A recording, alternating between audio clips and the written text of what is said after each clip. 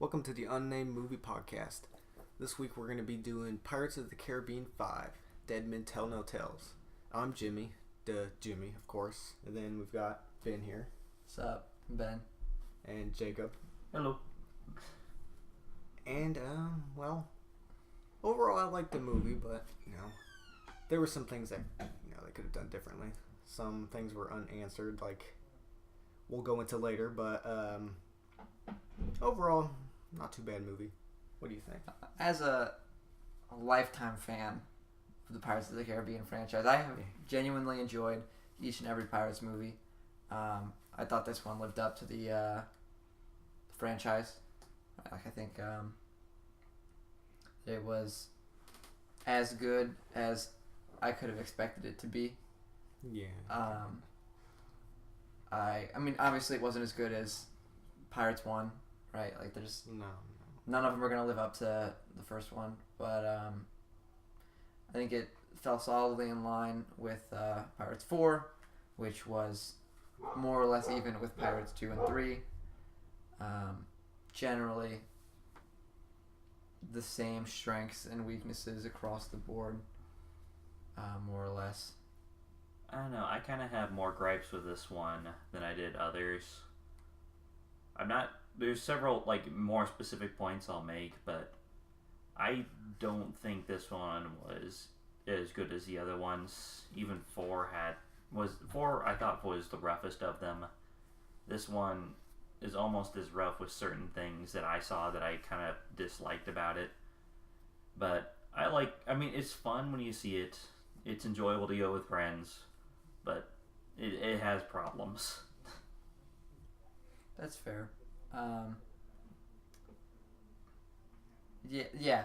I mean, it has been a fairly declining franchise, right? Like, I'm not sure if they can really squeeze out many more of these without it getting stale. Though they want to. They certainly want to. Yeah. They originally wanted to make 9, but they're getting close. But I think they're running out of ideas to do, and there is a part in the movie that'll show you what they want to do with the next one, but we're not going to tell you because you should just go see it yourself. I think it's going to be I think they're setting up a second trilogy here. I think that's the idea. That's what I assumed it was going to be going in. I figured this was going to be the attempt to reboot the franchise. There's the main guy. It looked like he was going to be the new Will. Obviously, Johnny Depp will be in all of them as a fairly main character, but it seemed to me that it was going to be an attempt at a sort of a soft reboot, like a really soft reboot, like really soft. Yeah, not going hard. No. Even that. And it absolutely had some issues. I will not dispute that. I did genuinely enjoy it for what it was. And if you're willing to go in and not expect it to be more than the 5th Pirates of the Caribbean movie, then you will be rewarded for that expectation. It's all about being realistic, I think. You can go in and expect a movie to be Vertigo or Citizen Kane or whatever, or you can be like, all right, this is the 5th Pirates of the Caribbean movie. Yeah. I've seen the other 4. It's gonna be what it is, and you go in and you watch it and you laugh and you have a good time, and then you go home and you're like, yeah, I don't need to see that again ever. But Jimmy, you want to lead us into the spoiler area? All right, so general plot line. Yeah, if you haven't watched it yet and you do want to watch it, just stop listening at this point. Just pause it, close the tab, go to the movie theater, see it. It's still showing. At this moment, when this goes up, it might not be. In a lot of places, hard to say for sure. But it has the word Disney attached to it. That's true. It'll that lag just gives it on. it longevity. So, if you can, go see it in the theater. If you can't, steal it on Rent the it internet. on. No. Just Don't go ahead and type Pirates of the Caribbean, Dead Men Tell No Tales, bad, Put Locker bad, on bad, Google. Bad. Rent it. Whatever. Right? Like, Like the it, damn movie's like a normal person. Don't support piracy, Ben. It's a Even though this is about pirates, but still. break the law, Anyway, whatever. let's go into our. Even though I made the joke that the new intro they did that showed the black flag on top of the Disney castle should be stolen for all Disney movies. So great little tidbit. The Disney logo with the castle. The castle has a pirate flag on it. I thought really nice, cute little touch. Very fun, and should be used for all pirated copies of Disney movies for all time because it's hysterical. All right. So general plot line. Basically, Will Turner's son is the main character. Desperately trying to see his father. He's a kid. He's like, I want to see my dad. To save his father. Because his dad, as of at World's End, is the captain of the Flying Dutchman, the Davy Jones, if you will. He's not Davy Jones because Davy Jones is a specific character, but he is that. He's filling that role. He's filling the magically role, speaking. Yes. And it's considered a curse. Yeah. And so later on, his son grows up, joins the Navy, something like that, trying to break the curse so he can, free his father and they can have hang out. nice, happy family. Or whatever. They go to the Devil's Triangle. They're chasing some pirates or whatever. It's sort of loosely explained what they're doing. It just kind of throws barely. you into It's you're just sort of thrown into it. They're chasing somebody. They're going into this place called the Devil's Triangle, and Will Jr. is like, "Hey, Captain, we can't go in there. It's the Devil's Triangle."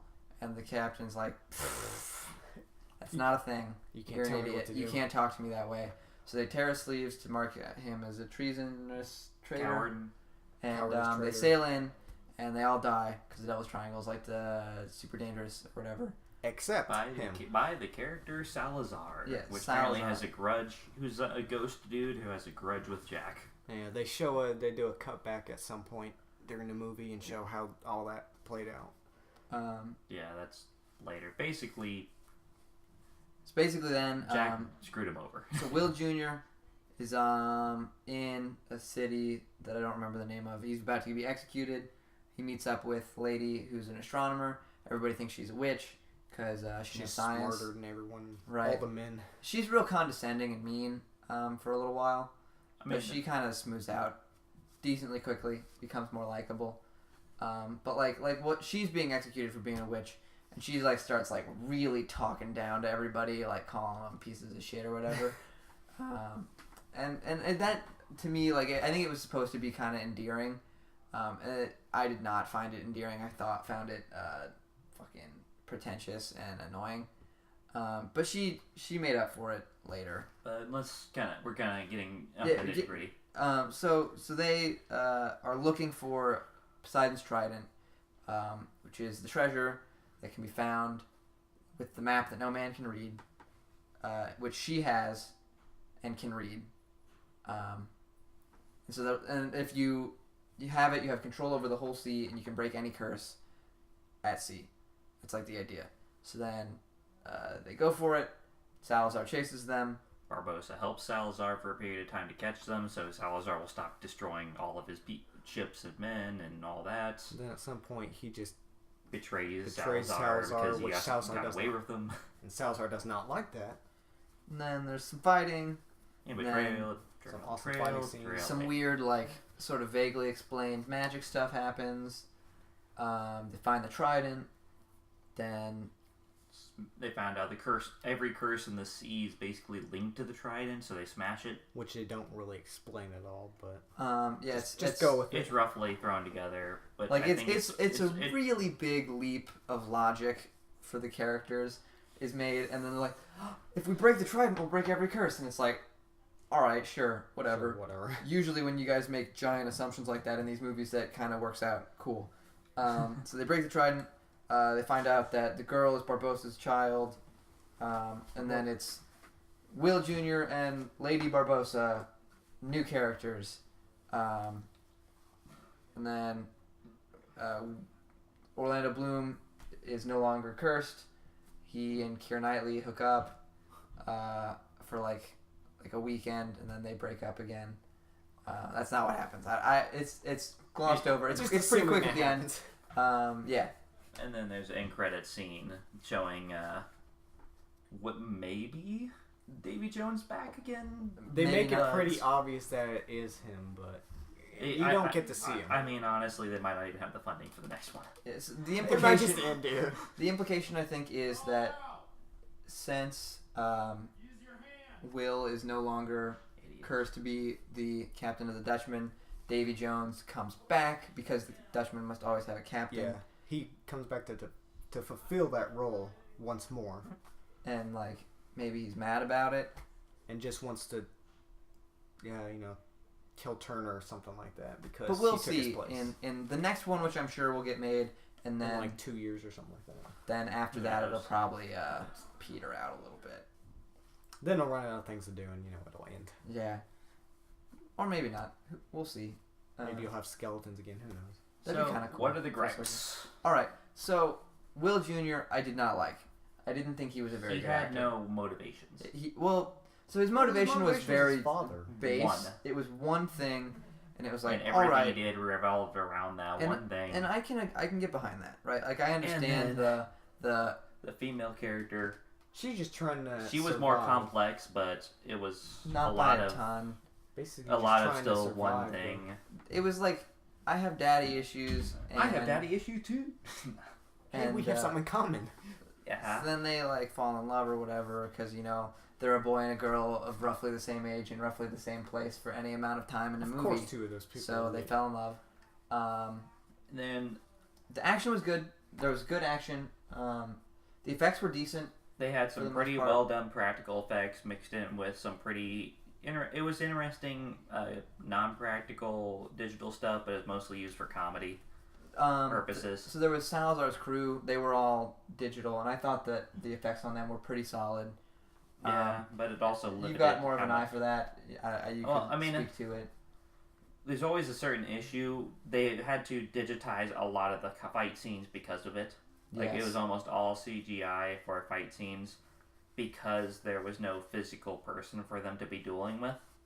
Because quite a few of Salazar's crew are, they're ghosts, so some of them you can't even Some of see. the best scenes from the first one, though, are when Barbosa and Jack are fighting. And they turn into- When Jack's moving around the town fighting actual people, so they all are reacting and behaving like actual people. That's all. The practical really part, solid. the strongest parts of the first one were the practical fights that they did. For and sure. this moving towards the CGI, I feel weakens what they had at the beginning. Yeah, because in the first one there was a decent amount of CGI with Barbosa's crew. They were all the skeletons in Moonlight thing, but for most of the fights they would step out of the moonlight and they would be Very actually practical there. fights with very They well would done only use choreography.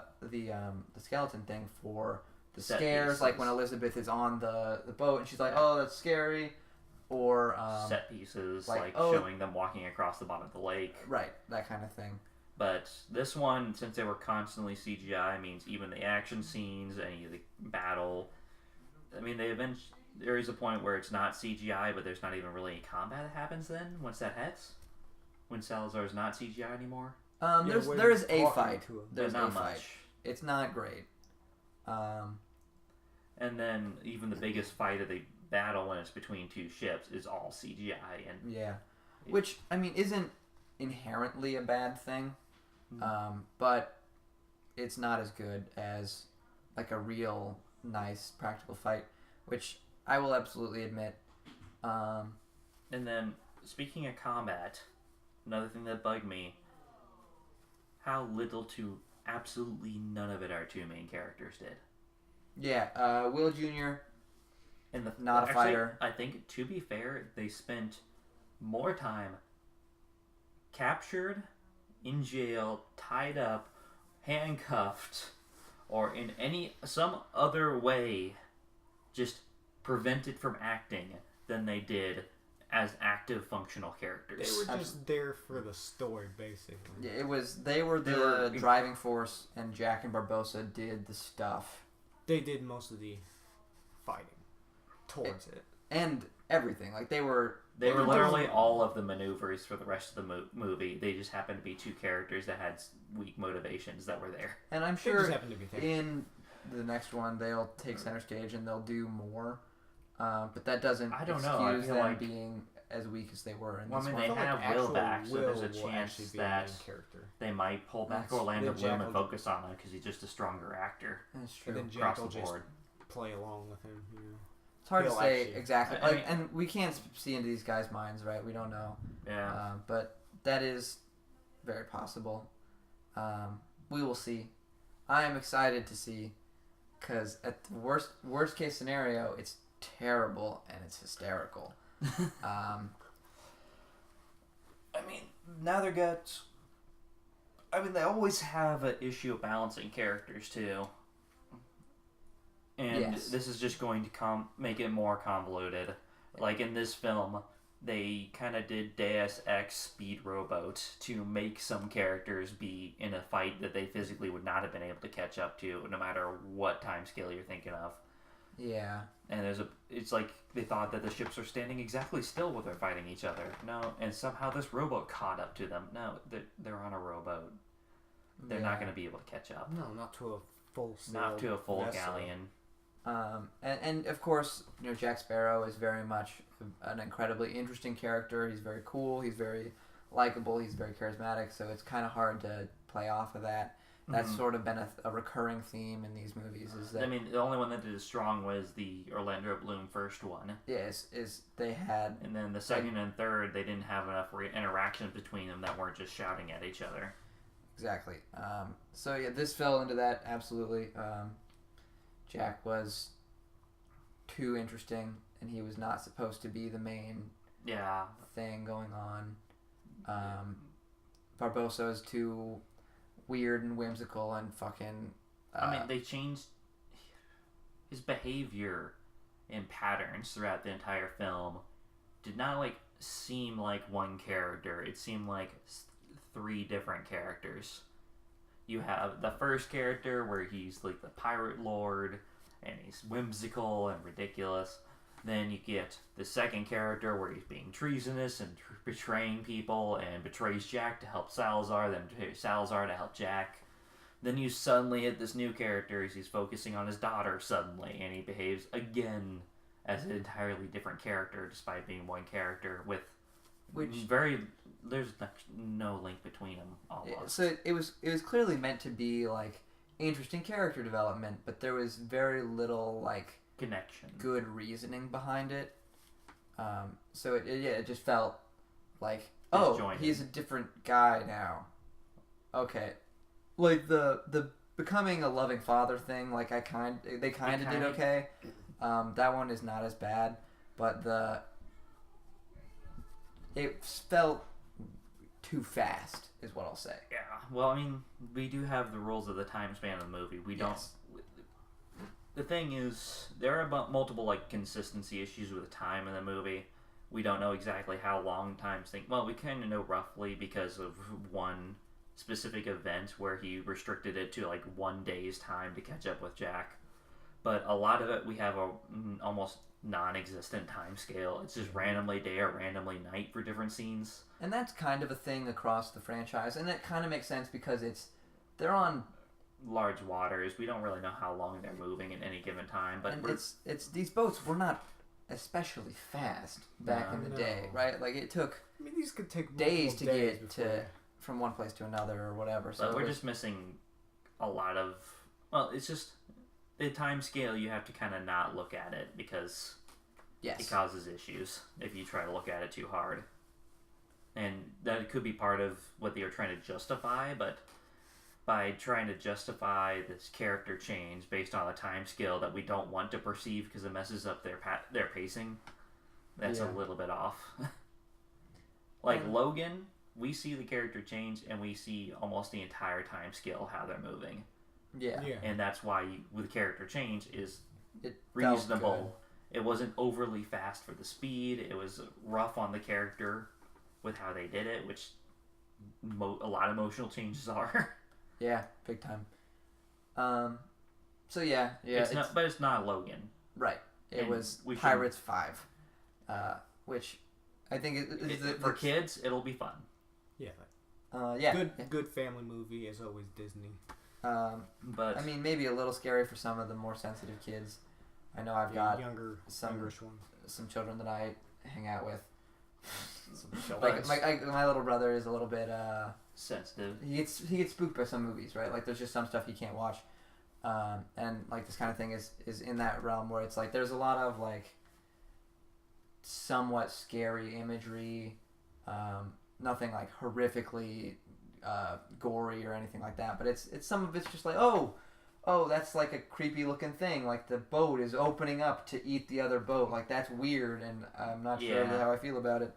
I mean, it's gonna be more of a kids movie, and I think if you look at it as a film, I'd probably only give it 5 Jimmys out of 10. As far as like looking at it more as a sort of thing and a fun, I'd still say maybe closer to 7. But I'd say about most people, when looking at it, are probably going to look at it more of a 5 out of 10. Yeah, I would say unless they really, really glaze over the issues of it. So from an actual critical perspective, I would say about a 50% 5 Jimmys, and then from just going to the movies, trying to have a good time watching the 5th Pirates of the Caribbean movie, I would say, depending on how well you get in that, it's just the 5th Pirates movie mindset, like up to 8 Jimmys. And how favorable you even are for the franchise. Yeah. You could if you're into this, then like I'm really into swords and adventure and that kind of thing, and like that appeals to me, so that kind of boosts my opinion. If you're not as much into that, it's a crutch that you don't have to lean on as much. I'm not sure if that allegory works there, but I think that plays right. Like, and the man himself, Jimmy. I'd say we're probably around 6, 7. I'm gonna go with 7 here. Just 7 in years out of between 10 them all. years? Yeah, out of 10, me. Gotta love that rating. Can we system. get a half you? I wouldn't trust it. Is it upper? I think it's the left half. Oh my! That would just then cut me brain down the would middle. just go. Gross. All right. Well, I think that's probably a decent wrapping up point. This is a little bit shorter one, once again, but I don't think that's necessarily a bad thing. This is that plus we're kind of getting shoveled out of our recording space. Which it happens. But yeah, it's a fun movie. It's not crazy good. It's not terrible. It's worth watching, I think, if you like the Pirates franchise. Otherwise, whatever. Don't bother. And once again, this has been the Unnamed Movie Podcast. We're working. Like and subscribe. Like and subscribe. We're workshopping some names. We'll see how that goes. For now, I've been Ben. I've been Jimmy. And I'm that nerd in the corner. Have a nice day.